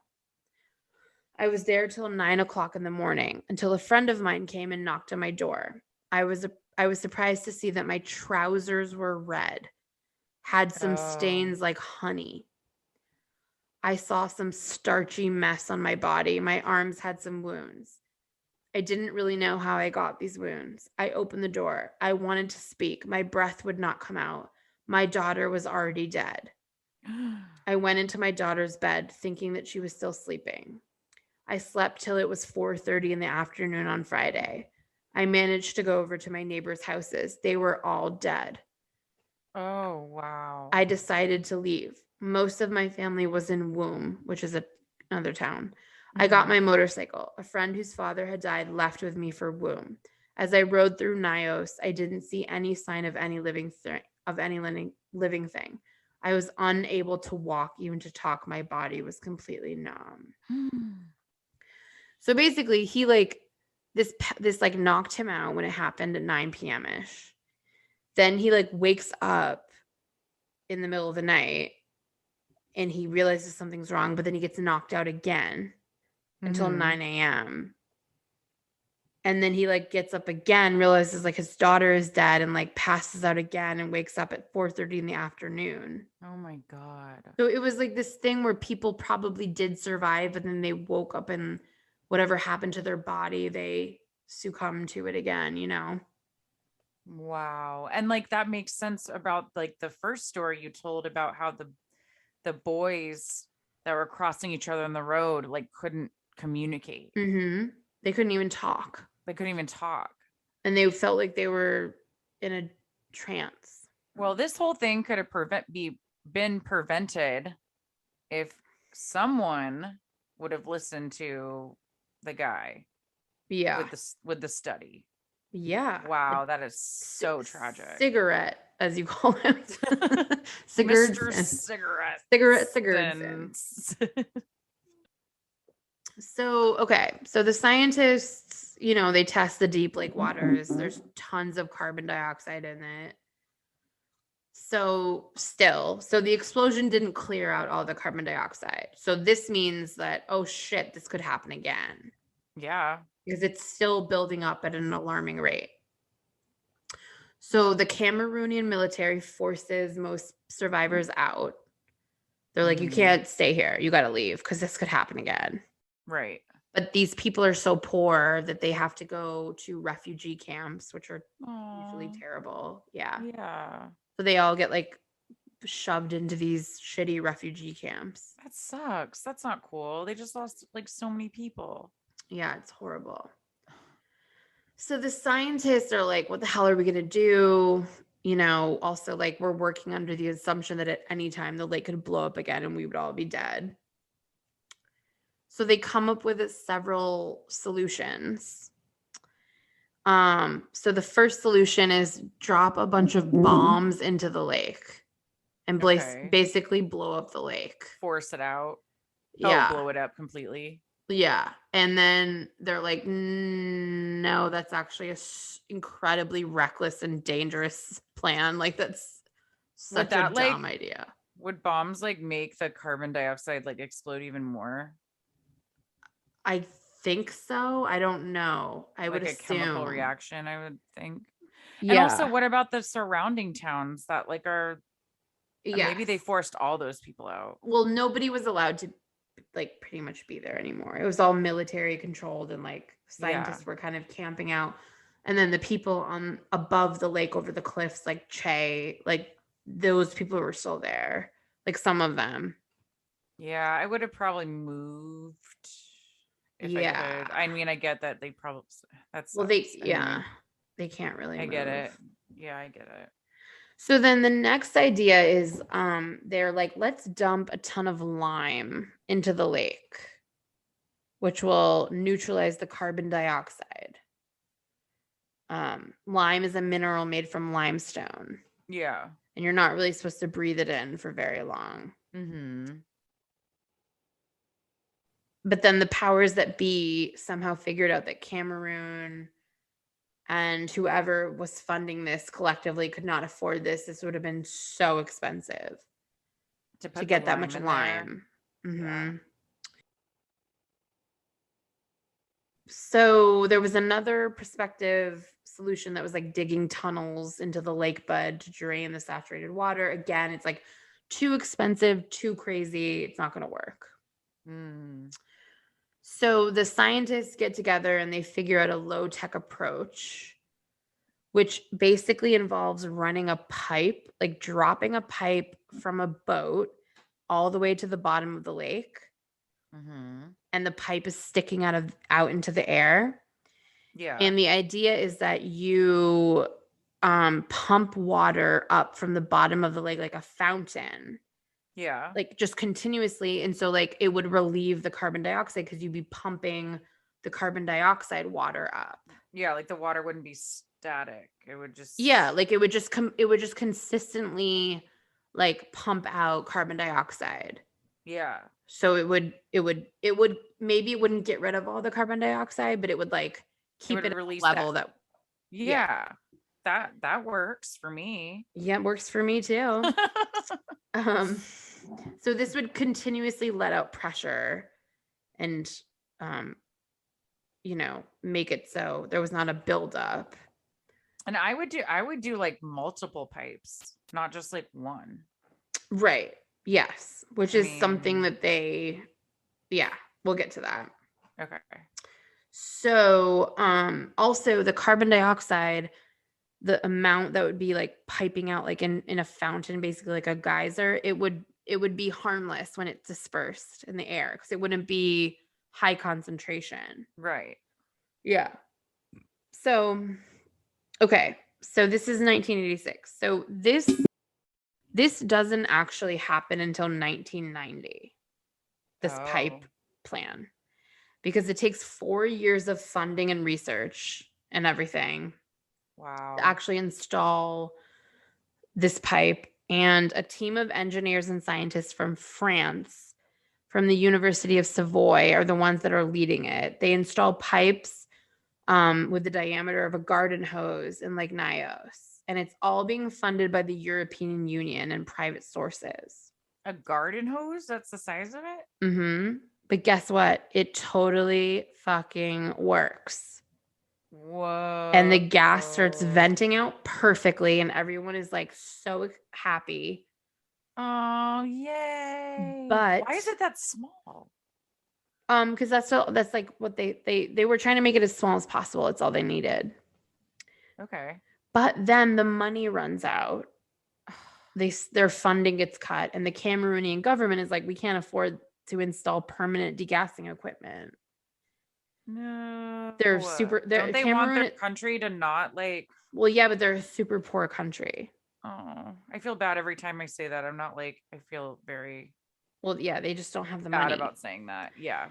And then international aid agencies are like, we allot our funds to natural disaster relief, not prevention. So this really isn't our thing. Mm-hmm. So we gotta move on from you guys. Okay, so that was, early 90s. So 1999, finally, the U.S. Office of Foreign Disaster Assistance gives this group of scientists $433,000 for one permanent pipe to be installed at Lake Nyos. They're like, this is all we can give you. And the scientists, and then there's scientists in Cameroon too. They're like, okay, we can work with this. Yeah. So January 2001, they finally have everything ready to install the pipe. And it's attached to a raft in the middle of the lake. And it's bigger now. Oh, good. And it's creepy. It's 666 feet long. Ew, that's creepy. Why did they have to make the 666 thing happen? I don't know, but that's what they had to do. They're scientists. They're precise. That creeps me out a little. Isn't that weird? Yeah. Yeah. It's like the death lake with and of course the solution's like the death pole. Right. Ew. The Cameroonian army provides everybody there, like all the scientists, with emergency oxygen tanks in case this doesn't work. Yeah. It causes the lake to explode. That's what I was worried about, the scientists too. Like, yeah, totally. Being there and like for even, with all that time researching and then like installing the pipe, like just like tampering with it. Absolutely. So They all retreat to higher ground and they remotely push a button to activate the pump that primes the pipe that would, get it happen, get it starting, get it started. Okay, and then within seconds of the French team pushing the button, a 148-foot spray shoots into the air and the degassing successfully begins. Oh, wow. So they all freak out. They're so happy because it works. There's no issues. Yeah. But the fact that it shot up into the air like that is kind of scary too. Yeah, but it was like, I think it's what they expected. Oh, okay. Yeah, because of like the pressure and everything to do. Yeah. Okay, so Lake Manoon though still needs. Yeah, they need help. I was wondering about that. I was like, what about that lake? So in January 2003, the scientists are all there and they are ready to install the pipe. They get the funding and everything. And this is 2 years after they installed it at no. 2 years after? 4 years after. No, 2 years after. Because it was 2001 that they installed it in Nyos. Okay.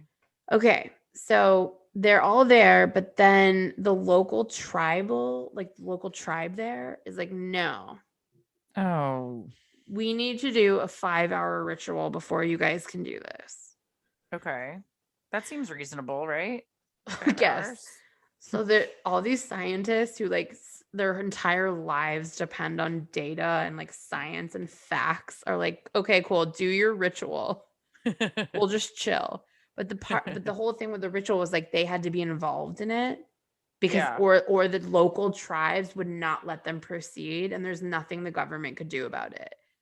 They had to work with the tribes. Yeah. So they couldn't be working on stuff during the ritual. They had to be in the ritual. That was the whole point. I would have liked to be in the ritual. I think. Really? Because I'll tell you about the ritual. Oh god. I don't think you're gonna like it. Oh god. Okay, go. Okay, so Does basically, a mosquito fly on one's testicle. It's way worse.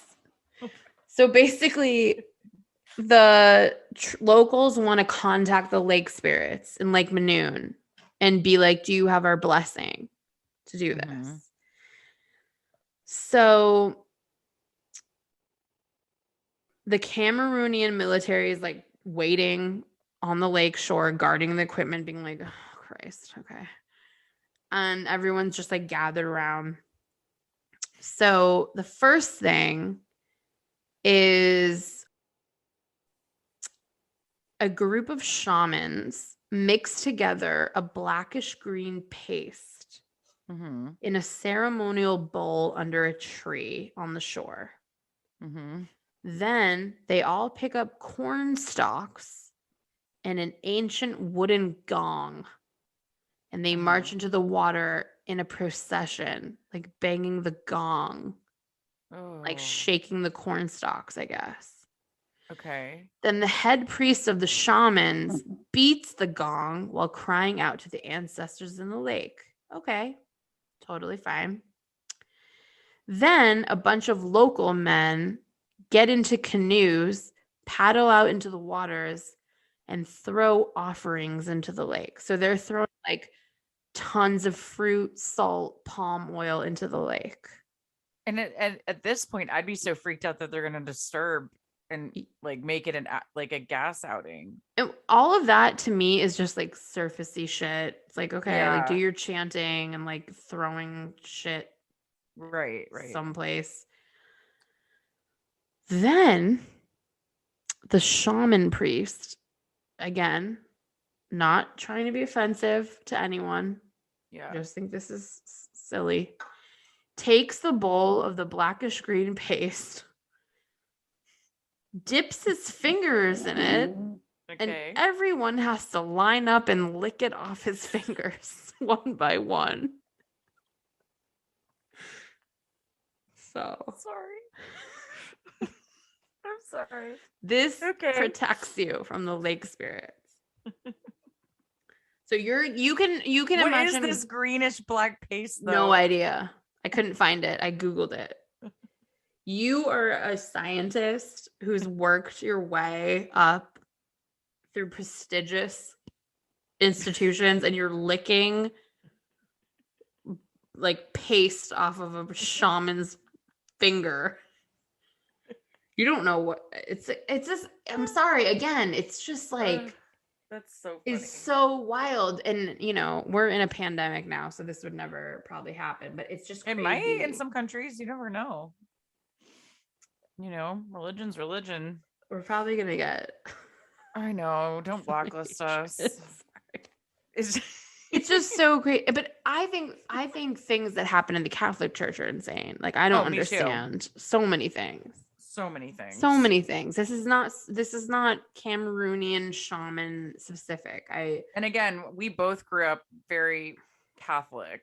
Not me. I didn't grow up very Catholic, just and regs I'm not Christian. a Catholic anymore. Well, I guess they would say I am, but I'm not.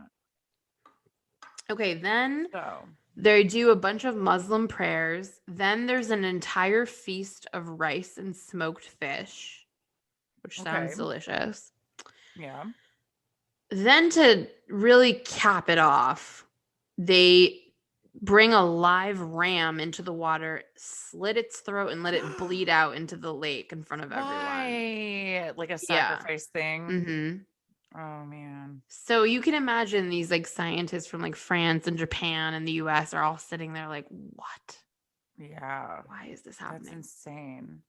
So I'm sorry. I keep thinking about going up to the shaman and licking his finger.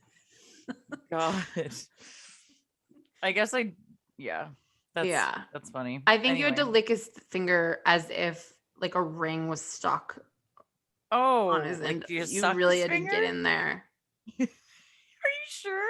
I don't know. I just feel like that's what would happen. Ugh.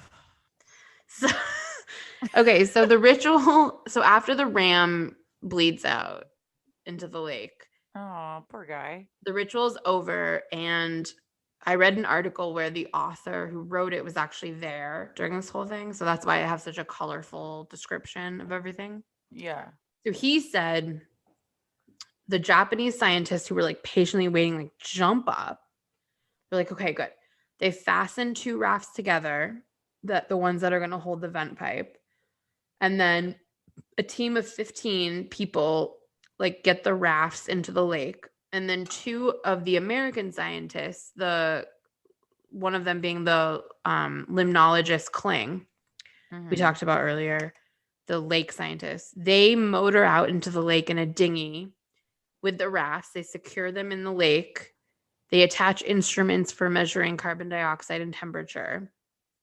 And then there's like a 3-week period of like the pipe being like completely installed. And also they have sirens on the road near the lake that go off if like sensors pick up elevated levels of carbon dioxide. Oh, good. Yeah. So yeah, these like while they're working on it or like permanently, do they install these sirens? No, like they're permanently there. And the scientists good. were checking them to make sure they worked when they're there. Good. So this pipe is installed and it works great. And then in 2006, 2 more pipes are installed in Lake Manoon. So there's 3. And then by 2009, 3 years later, the degassing is like complete there. There's like, yeah. So it took 3 years with 3 pipes to totally get all the carbon dioxide out from the bottom of the lake. Why wouldn't it be? Why wouldn't it keep? What am I trying to say? It does. It does keep leaching, but the pipes are working so well that and then they'll kind of they'll keep doing it. Like they'll keep sucking the carbon dioxide out. Okay. But that's how long it took to get the built up carbon out. Damn. Dioxide. Imagine like what how many years the dioxide had been there when it actually went off. Oh, I know. for hundreds of years, probably, or like because Yeah. they don't quite know when like other degassing events happen, but there had to be some that Especially with the alleviated. passed down stories. So then in 2011, a French team of scientists installed 2 more permanent pipes in Lake Nyos, which only had one. Uh-huh. And then that was the one that they originally installed it in. Yeah. And then by 2019, Lake Nyos is completely emptied of hazardous carbon dioxide, pretty much. Yay. But go science. so they continuously get pumped out. Like they continuously have like the degassing process through the pipes to make sure. So circling back to Che and Halima Suli, the survivors we talked about. Yeah. Like what ended up happening to them. So the Cameroonian military allowed Che to stay, even though most people were forced to leave. Yeah. Because his house was on high ground. Yeah. His uncle, Che's uncle, who died from the asphyxiation, had 7 children who all survived. Wow. And in tribal tradition, Che was obligated to adopt them. Uh-huh. So now Che and his wife had 11 children. Oh, wow. But the scientists, like the French, Japanese, American, they all hired him to measure lake levels and guard their equipment when they're gone. Oh, awesome. So he actually ended up having a really, having a good job and like making really good money for Cameroonian standards.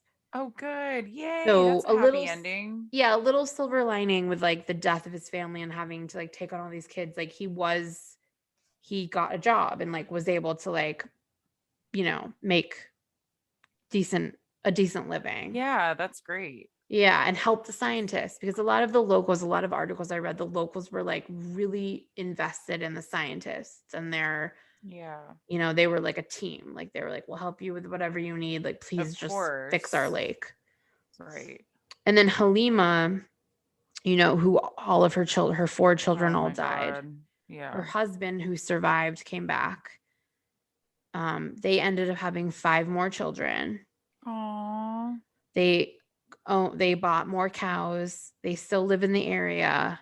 But she said in an interview that she only feels safe when the foreign scientists periodically are visiting. Oh. Like it's still really scary to live there, I guess. Totally. I don't. Yeah. But she must have horrible PTSD. Oh my God. And also, like, I know she probably doesn't have the means, like, but I was hoping she would move higher up ground, like where Che is. I think she can. Yeah, they don't live there anymore. They live in like the area, but they don't live on that beach. Oh, good. Hopefully they went a little higher up. Yeah. I mean, for I would sure. like to think. Wow, that's so crazy. So yeah, that's the story of Lake Nyos. Did the lake ever turn back to its regular color? Mm-hmm. Yep. Okay, it went back to its color like pretty quickly. Wow. But it's still considered the most dangerous lake in the world. Like till this day right now? Mm-hmm. Like even with its degassing process? Yep. Mm-hmm. Oh my God. That is insane. That is like a movie. I know. I want to like make the movie about it. You should make the movie about it. I could see. Yeah. I can be in it. Really? What are you going to be? Halima. She's black. You are not. Don't try to Scarlett Johansson this. I could be a scientist. Don't you dare Scarlett Johansson this. I won't. Do you know what that means? No. She was criticized because she played an Asian woman in a movie. Everyone's like, you are not Asian. And then I think she tried to play a trans person in a movie. And everyone was like, you are not trans. Oh, okay. Yeah. No, I don't know. I think it would be a great movie though. Yeah. It totally would be. No one has made it yet. It's just so the facts and the storylines are just like unbelievable. I at couldn't. first. I had never heard of this, and I've been meaning to ask my parents because this would have happened a couple months after I was born. If they like saw this on the news, this must have been national news. Yeah. You Had know, to have been. But that's the weird part is I had no idea this ever had happened, nor did I know the country, which is very sad. So now yeah. like are you gonna like put some cool like photos on like social for us to see? We always do. I know, I'm just You excited because silly like goose. I can't wait to see the lakes and the pipes and anything you have. Oh yeah, I'm excited. Yeah, all of that will be posted. Very cool. Good job. Thanks. And also, I'm such a lake person and you're such an ocean person. And this was the first time I was like, oh, I'm scared of lakes. Yeah, see. But not really. I'm not. But There are some beautiful lakes, I'm not gonna lie. yeah, don't lie about that. Why would you I lie don't about beautiful lakes? I don't hate all lakes. You know what freaks me out also is I already kind of had a fear of lakes. You know why? Because there's like a lot of places where there's like debris that you can get kind of caught up in. And like growing up in Texas, I didn't know him personally. It was like an acquaintance of an acquaintance, like was water skiing on the lake, and when he like let go, he landed in a water moccasin nest and got bit and like died. Which, yeah, is like horrifying. Yeah. And so that's kind of like I grew up in Texas lakes, and I was gonna say water moccasins like and stuff like that. Like maybe it's different. It's 100% different. There's no water moccasin nests in lakes up here. Yeah, so that like really freaks me out. And then like that creepy story about what was it? She was on Glee, and she and her 4-year-old were like swimming, and then I don't know what happened to her. She drowned. They think they jumped off the boat to swim. They didn't have an anchor or anything, and it was just it was a windy day, and she didn't have a life vest on, but I think her son did. But I thought they were good swimmers. Like, no. And she was able to get him back up on the boat when they were like swimming after the boat, but she wasn't a strong swimmer and drowned. Like, it doesn't make any sense to me of why she would, if she wasn't a strong swimmer, why would she go in with her 4-year-old son without a life vest? I mean, and then her name just came to me, Naya Rivera. That's right. Yeah. That whole story freaked me out because I feel like they still don't know what happened. And then there was some speculation that part of the lake had like debris under the water that she could have gotten trapped in or something. I think there is debris in the lake, but I think she should have had a life vest on, which she didn't have. And she wasn't a strong swimmer, and you can't, if you're swimming for something against like because the lake was windy with like current and waves. There was like a strong current in the lake. You're gonna exhaust yourself, and you're not gonna be able to stay afloat. Oh, I just still feel like there's something fishy about that story. I mean, that could have happened in the ocean easily to her too. It's the same thing. I know. I don't think it's specific to the fact that she was in a lake. It's probably not. It probably would have been worse if it was the ocean. The ocean's more unpredictable and has sharks in it. Yeah. Like lakes don't have sharks. I know, but they have like, sometimes they have things. They don't have anything unless you're like in like an alligator if you're. Yeah, like alligators. But people in that area, they don't really swim in lakes, right? Because of alligators. In Texas, you swim in lakes all the time. Like it's a alligators thing. In there's Texas? No bodies of water unless you go to like Galveston or Corpus Christi or whatever. Do you have alligators in Texas? Some parts, yeah. Well, there's nothing in lakes up here that could kill you. There's no creatures. I know. That's what I like. Yeah. I need to get over that. But yeah, that story freaked me out because I still feel like I don't get how that happened. Also, like, you know how like you could be a really strong swimmer but get a cramp and Mhm. like not be able to swim? That's when you have to know how to float. You have to be good Yeah. about floating. Yeah. But yeah, that's It's scary. very I'm an excellent swimmer. I know you I've said are. this before on this very podcast. I'm a great swimmer too. I'm not excellent. Well, I grew up swimming. I mean, I can swim. I could swim in I could anything. float very well. But Yes. yeah, I'll talk about it in the next episode. But I did get a weird cramp when I was in that water in Iceland. And like Mm. I freaked out. But I had like a life floating suit on because we were snorkeling. I'll tell it later, but Yeah. it's just cramps freak me out like swimming. Yeah. It can definitely hinder your ability to Yeah. swim well. But don't be afraid of lakes, everybody. Or be afraid of everything. Because that's what we bring to you. Because it's Killer Earth. Killer Earth, no bounce houses, no lakes. Which is not part of Earth. It's just it's man-made. Yeah. Well, thank you thing. so much. That was awesome. Did you enjoy it? Yes, it was so good. Good. And to everybody, thanks for waiting on our asses to get you this content.